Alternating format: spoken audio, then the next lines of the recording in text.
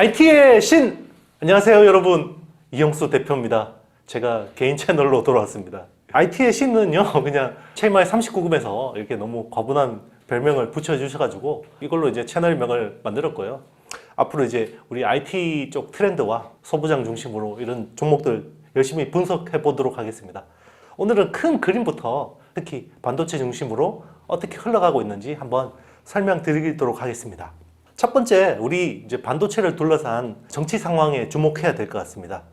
미중 무역 분쟁을 빼놓고 이야기할 수가 없어요. 그죠? 우리 트럼프 시대에서는 무역 전쟁으로 진행이 됐었죠. 관세를 부과하고 중국의 어떤 수출을 위협하는 그런 모양이었는데요. 이제는 바이든 시대에 들어서는 이제 기술 전쟁으로 들어섰어요. 그러면서 반도체 굴기가 시작되고 있죠.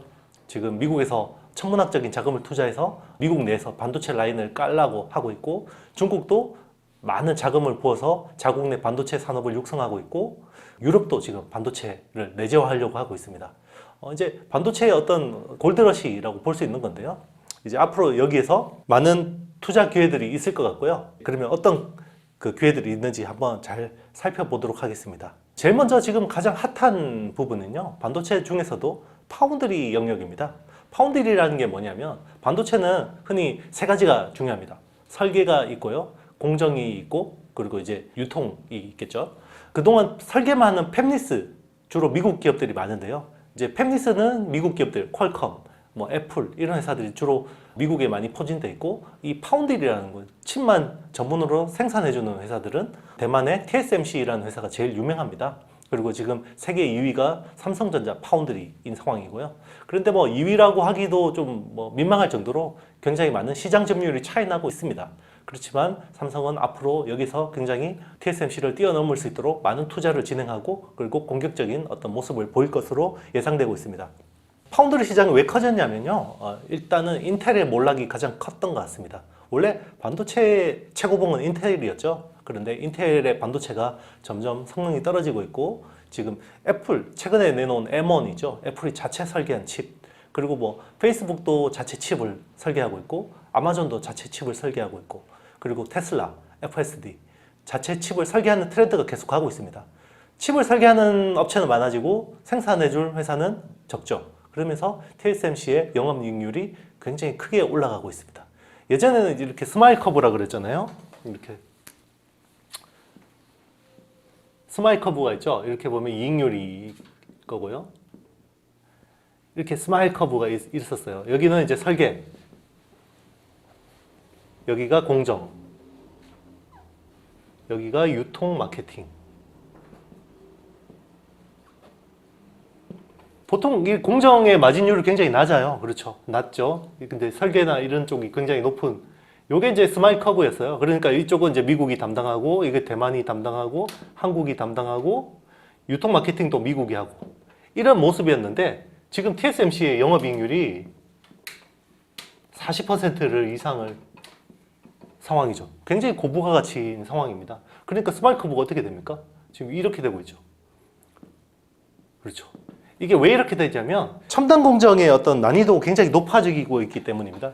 인텔이 14나노에서 10나노로 넘어가는데 6, 7년 정도가 걸렸고요. 지금 그 사이에 TSMC 같은 경우는 7나노, 5나노, 5나노까지 와 있죠. 삼성전자 같은 경우도 지금 5나노까지 와 있습니다. 그런데 인텔은 아직 10나노예요. 그러니까 칩 성능이 그만큼 차이가 나기 때문에 파운드리 쪽의 부가가치가 높아질 수밖에 없는 상황이고요.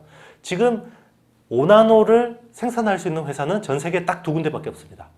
TSMC와 삼성전자입니다. 그리고 나머지 회사들은 10나노 이상급, 14나노, 뭐 아직까지 20나노대가 주력인 회사들도 있고요. 그런 상황이다 보니까 기술 장벽이 커지다 보니까 이 회사들의 이익률이 굉장히 높아지고 있는 상황입니다. 그러면 삼성이 결국 TSMC를 뛰어넘기 위해서는 뭐가 필요한가? 결국 3나노에서 승부가 갈릴 것으로 생각되고 있습니다. 두 회사의 로드맵이 좀 달라지고 있어요. 과거 영상을 한번 찾아보시면 도움이 될 것 같은데요. 제가 나왔던 영상들 좀 도움이 될 텐데, 트랜지스터의 구조가 바뀝니다. 기존에는 5나노 같은 경우는 핀팻 구조, 물고기 지느러미 같은 이런 구조거든요. 그러니까 수도꼭지가 3개라고 생각하시면 돼요. 그런데 3나노에서는 삼성전자는 GAA, Gate All Around 라는 구조로 가고 있습니다. 그러면 수도꼭지가 4개, 이렇게 4개가 되는 거고요. TSMC는 3나노까지는 핀팻 구조로 가고, 2나노부터는 GAA 구조로 가겠다고 이야기하고 있습니다. 여기서 이제 좀 중요한 승부처가 갈릴 것 같아요. 그리고 이제 메모리 시장도 굉장히 중요한 변수겠죠. 우리나라는 세계 메모리 반도체 1위 국가죠. 그런데 전체 반도체 시장을 100이라고 놓고 봤을 때 한 30 정도가 메모리 시장이고요. 나머지 70 정도가 비메모리라고 하고 있습니다.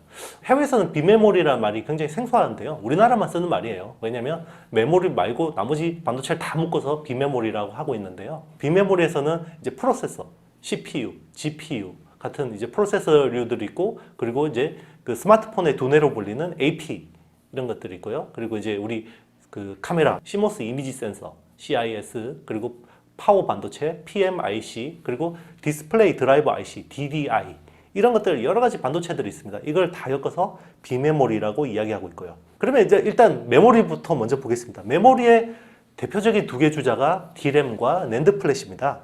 올해 D램에서는 굉장히 중요한 변곡점이 있어요. 기존 DDR4라는 어떤 설계 표준이 있는데 이게 DDR5로 바뀌게 됩니다. 이제 올 하반기부터 바뀌게 되고요. 그러면 DDR5가 왜 올해 바뀌냐? 인텔의 새로운 CPU가 나오기 때문입니다. 인텔이 그동안 14나노에서 굉장히 고생을 했죠. 그리고 드디어 10나노 칩셋이 나옵니다. 여기에 최신 칩셋에 맞춰서 이제 DDR5라는 D램 설계 표준이 바뀌는 거고요. 그러면서 굉장히 새로운 투자 사이클이 일어나겠죠.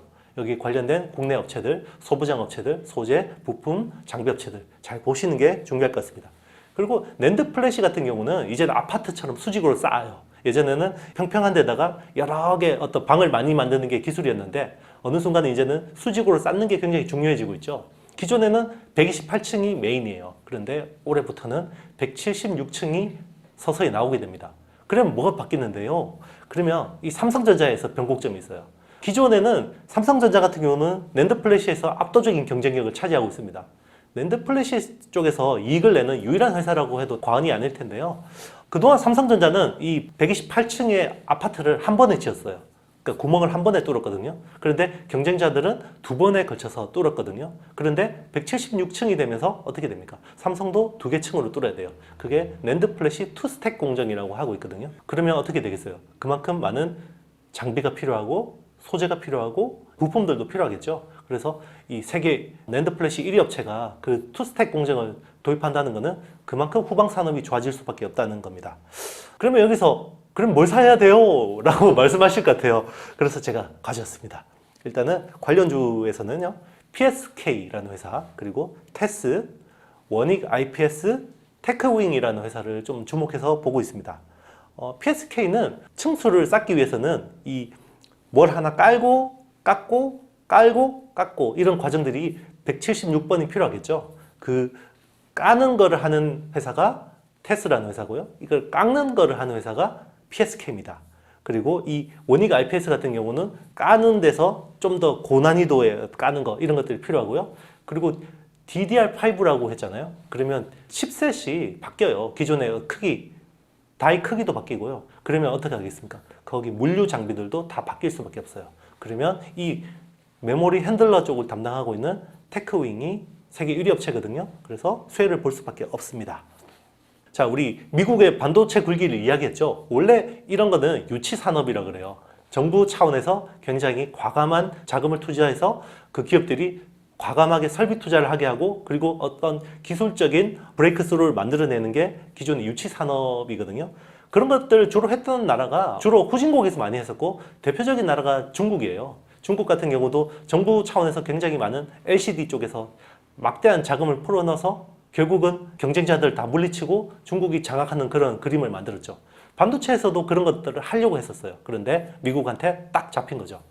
그런데 이게 웬일? 지금 바이든 정부 들어서는 오히려 미국이 이런 방법들을 해서 반도체 시장의 어떤 주도권을 다시 가져오려는 이런 모습들을 보이고 있습니다.